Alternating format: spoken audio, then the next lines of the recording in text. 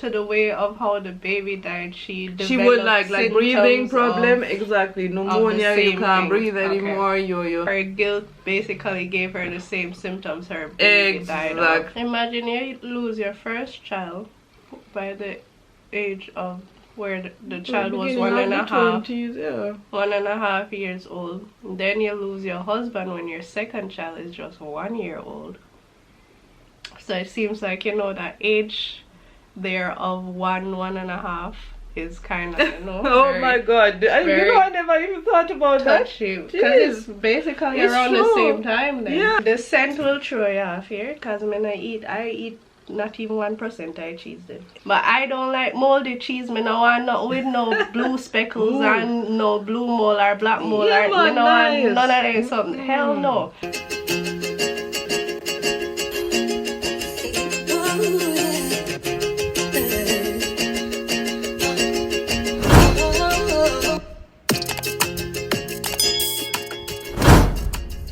Hey my lovelies, it's your girl Mel. Welcome back to my channel. We are here with mommy, so now I already know it's another story time with mommy.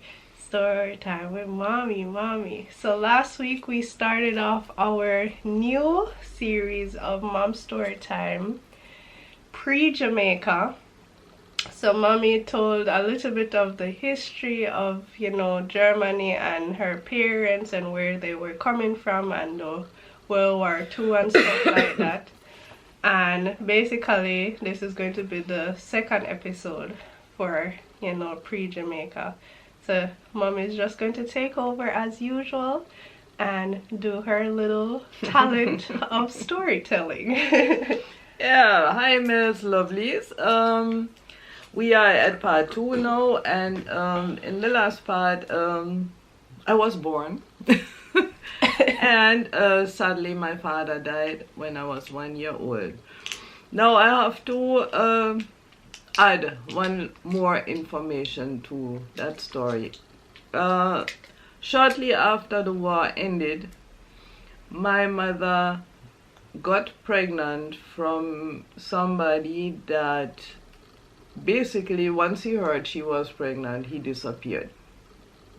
And at those times, after war Germany, even 40s, 50s Germany, 60s Germany, it was a big thing to become pregnant out of wedlock. So my mother had, as in a big bad thing. It is a real bad thing. Yes, It was like the women were shunned, basically, like they were taught, kind of put down as whores and this and that, and it was really a really hard thing to go through with. So my mother had a little girl, and she looked very different from me when I was born. Actually, I was dark-haired, black-haired, and she was blonde, and basically looked like a little angel, you know. And of course, my mother loved her to death, and my grandmother supported her very much with that. But then another tragedy hit, because what happened to that little girl is that at one point in time she got an orange to eat, and apparently one of the orange seeds went in the wrong throat and kind of went down in her bronchis. So she developed a severe bronchitis, and then how you call it, Lungenentzündung again? Lung infection. No, pneumonia. She got pneumonia. And now you have to know, after the war, not only through the war, but basically at those times, antibiotics were basically just invented. I mean, they just came out, like, I think in the late 40s, penicillin, and it was not available for everybody, especially not after the war in Germany. So, as it happens, that little girl died of the pneumonia. How old was she? She was, I think, 1.5 years old. So, of course, my mother was completely distraught, and what happened to her, and that is important for me to tell now because it will show up later on. She had some psychological help. She got it because she was completely and totally distraught about that death, and she started to have some little form of asthma. Like, she was basically feeling, I don't know if she was feeling guilty or something. It wasn't her mistake. I mean, that baby just got something to eat and swallowed wrong, and it was not her mistake, but it looked like she put it on her own now, on herself, and was so severely traumatized by it that she developed some asthma. And then they put her in psychological treatment, and it kind of dissolved again. I mean, so basically, to the way of how the baby died, she would like breathing problem, exactly, pneumonia. You can't breathe anymore. Okay. So that is what happened to her. She never ever had anything like that before. Her guilt basically gave her the same symptoms her baby died of. Exactly. So I mean, those are all stories, of course, I heard way after I was born. That is nothing I could have told you before it, because I wasn't even there at that time. But I mean, so that is part of her story. And then as a consequence to it, then my father died, and of course then she and me were alone. And how many years before you was that though? You know, I don't even exactly remember when she was born. It was about 4 years before or so. Okay. Something like that. I mean, not that long. Oh, hold on. 28. No, it was even more than that. Probably 7 years before I was born. Because she got pregnant pretty young. Okay. And I was born when she was 28. So. Okay. Yeah. So, but seriously, I would have to look it up in Germany in the family book to find out.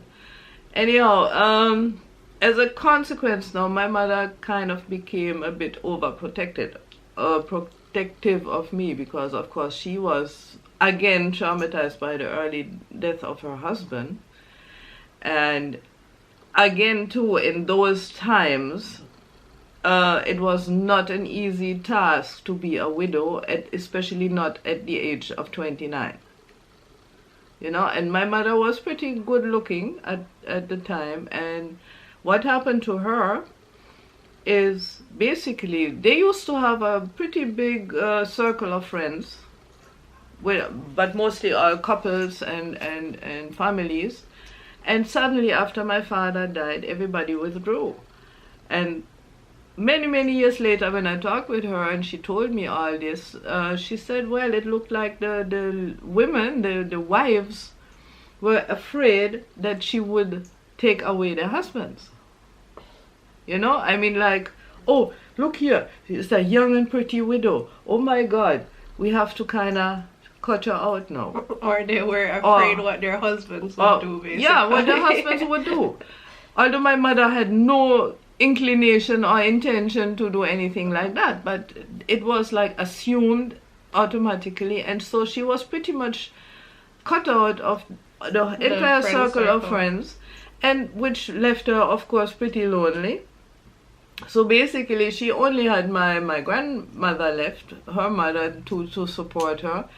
And then the house where we lived in was like, there were 10 parties in the house, and there were like 2 neighbors that had children as well, and they would start to play Scrabble. I don't know if you know Scrabble, the board game, or some cards games like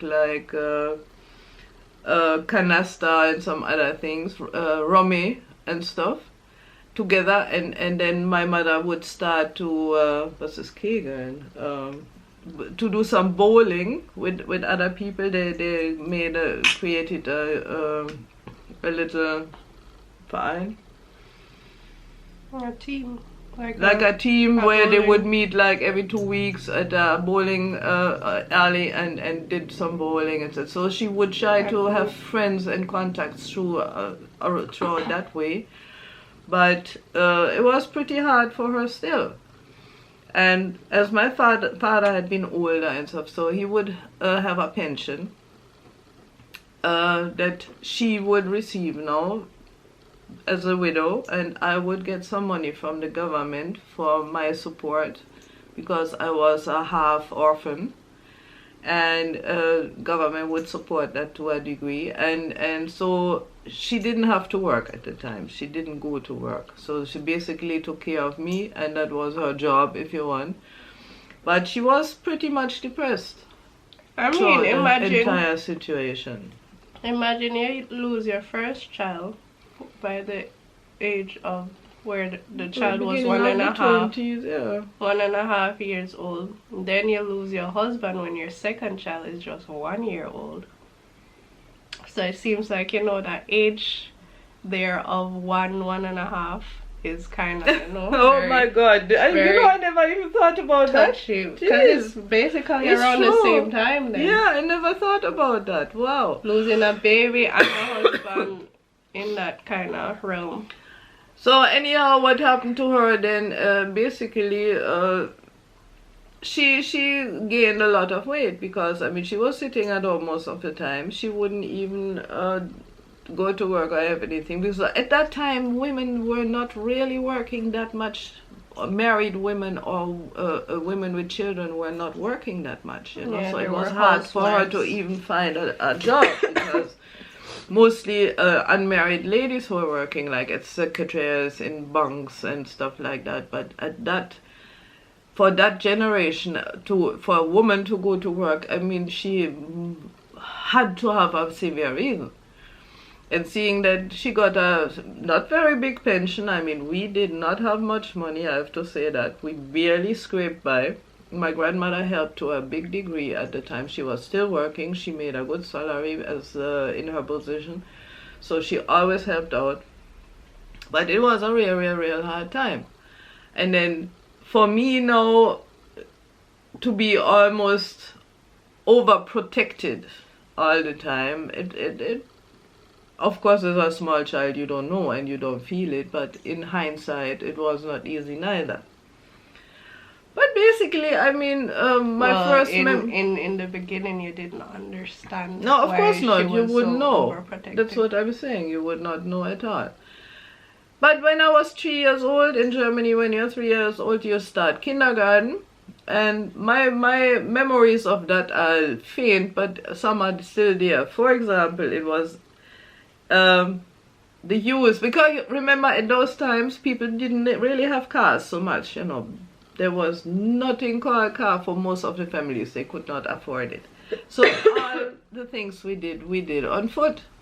Now my kindergarten was not close to where I lived. I mean, we had to, actually we met at one point. That was, we had a park near the house, and on at the end of the park there was a little, they called it weather house, where they had all the weather informations, the time, temperature, humidity, stuff like that in this little house. It still exists to this day. Wind direction, wind strength, stuff like that. So it was standing at the end of the park, and that was the meeting point for all the parents around where we live to bring their children there early in the morning. And then our two kindergarten ladies, what they did have, they had this laundry line, a long laundry line, and they put in some loops, like loop here, loop here, loop here, loop here. We were about, like, I would say 10 to 12 children, so they made 10 to 12 loops or even more, and the laundry line is long, as you know. So one of the kindergarten ladies would have been in the front, one in the back, and each of us children had to hold on to one loop, and we could not let go for nothing. So you can imagine, you know, that looked really cute, you know. One adult in the front and the small children like little ducklings behind, and then one in the back. And we had to walk about 1.5, well, I would say a mile to reach the house where the kindergarten was. And we had to cross roads, and we had to go up a hill, a pretty steep hill as well. And then we would finally reach. By that time we were exhausted already, so they had an easy time with us. No, but you can't exhaust small children so quick. So we would play and do whatever you do in a kindergarten, and there was lunchtime, and we had to sleep after lunch. We were forced to sleep. We were put on in one room. There were little mattresses and pillows and stuff, and about an hour or so at least. And I mean, even if we couldn't sleep or so, we had to stay calm. Lie down, stay calm. We couldn't move, or else, you know, we got punished. And after that, now we would have some more time to play, and then eventually in the afternoon, the same thing backwards. It would bring us back down, same way, like little ducklings. And when we reached the little weather house there, all our parents would wait and pick us up. So that was my early a memory of kindergarten time. It was nice. I mean, I had a nice time, but I mean, that time everything was much more strict than today. You know, I mean, we had to obey. We had to shut up when they told us to shut up. Then we had to stay calm or sit or whatever when they told us to. It's not like nowadays where children have so much more freedom. Not in our case. And then when I got a little bit older, not even much, like 4 or 5 years still, I got a new duty, because not far from our apartment house, I mean, I just had to walk around the corner and a few houses down, there was this milk store. Now this milk store had this big kettle that was freshly filled with milk every morning. There would be a little farm car coming and fill up back this tank every morning. And my duty was, we had this little milk canister, and my duty was to take that canister, go to the milk store and purchase milk. And then they would go in that big kettle and take something and throw it in your canister, and then you would pay for it. They had cheese as well. They had some, I think they even had some sausages and stuff as well. But it was, like, you felt like you were in the countryside, although you were in the middle of the town. Because, I mean, hey, where nowadays you can get fresh milk, you know? And I almost every day I had to go. Well, 1 liter would take us 2 days still. So every second day I would go there and get that. And that was my little duty. And then every Tuesday. Did you guys have refrigerators? Yeah, but like good? They had refrigerators already, Okay. but they were like huge and loud. Okay. But we did have, already. What we did not have was washing machine, for example. Oh yeah. No washing machine. Right, So okay. I remember my mother, like for bedspread and stuff, she would put this big pot on the fire on our stove, and hot up the water with soap and put in the sheet them and wash them by hand, you know, and regularly boil them out. Anything white, any sheet, any towel would go in that, and all the rest was washed by hand. So that was a big duty them times too. I mean, washing day was like a whole day. You would start early in the morning, and by afternoon you could hang up the laundry finally. Which we had a little balcony at the apartment, so we could hang it up right there. Put on some lines and hang up the laundry. But boy, that was a hard task. Trust me. And then every Tuesday, we had a bakery right across the road. And remember, them time cars were not that abundant, so I could walk back and forth easily. And that bakery had baking, the part where the baker would bake the bread was in the back of the house. And he would only bake on Tuesdays, but make the whole leap. You see, in Germany, we have something called gray bread. It is made like from sourdough, and it bakes very nicely, and it keeps long. It's not getting dry so quickly. So he would do that only once a week on Tuesdays, and we bake a whole lot of bread and slice them. And and then they would pack them up in slices in plastic bags. I mean, they had that at that time already too. And I went over every Tuesday evening, and oh my God, when you reach in that baking place, you know, I mean the smell of fresh bread alone, you know, you were like, ah, nice, you know. And what he did, because he would not use the end parts of the bread, the two really final parts, he would never put them in the packs that he would sell. So we could get them for free. I would go over there and pick up our portion, and we would like get 6 or 8 slices of that, and they were still warm. And then I would reach back home. It was always Tuesday evening, and that was our dinner at evening. We would use those fresh end cuts of the bread with nice butter on it, maybe put a little salt on it, or sometimes not even that, with just butter and bread. And that was so nice. I didn't want anything else, my mother neither. That was our Tuesday evening dinner. One thing that I've learned afterwards, because in Germany, like for dinner time, like I would realize once I, you know, learned the language and stuff, they would call it Abendbrot. Yeah, Abendbrot. Which is evening bread. Evening bread, which came from a lot of Germans actually, like that was their dinner meal, like bread with something. I didn't grow up with that way, of course, because mommy didn't. I did, but mommy didn't eat with us. But it was like, it was very, very late that I realized that that was actually a tradition there and where the name came from. Like, I didn't know because we ate like normal food for dinner, right? So we never really eat bread for dinner. Like, well, but in Germany at that point in time, people would have breakfast, and then at lunch they would have a hot meal.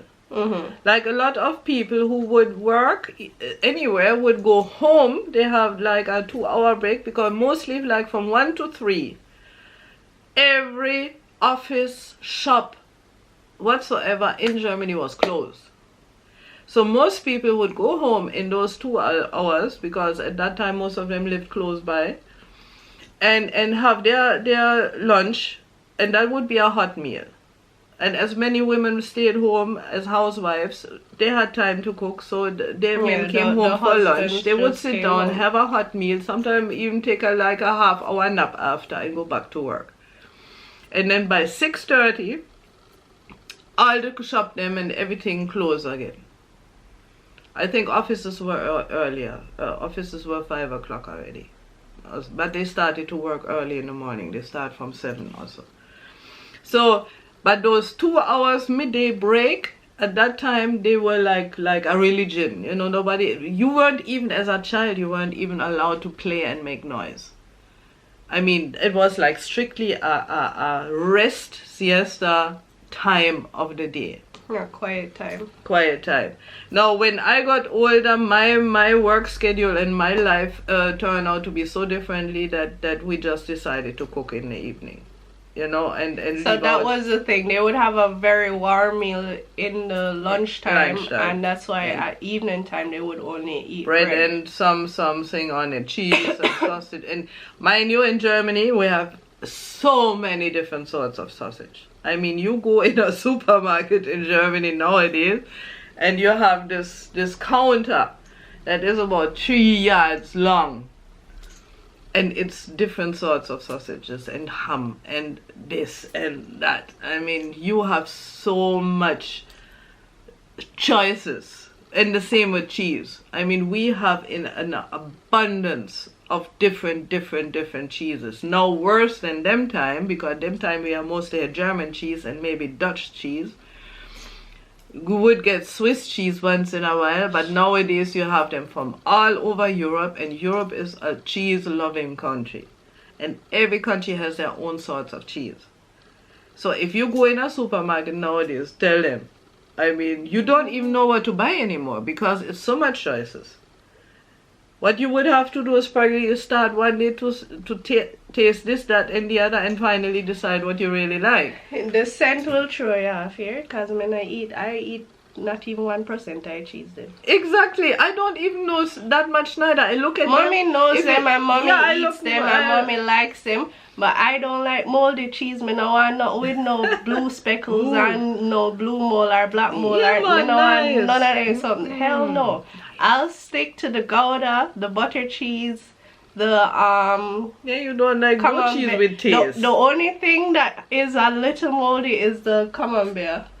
Yeah. Well, it has to happen. Yeah. But that's the furthest I'll go. But the rest of them, like literally every time I'm in Germany and I walk past the aisle, it's like the scent. She takes the boring cheeses, the ones with no taste. You know, there is one.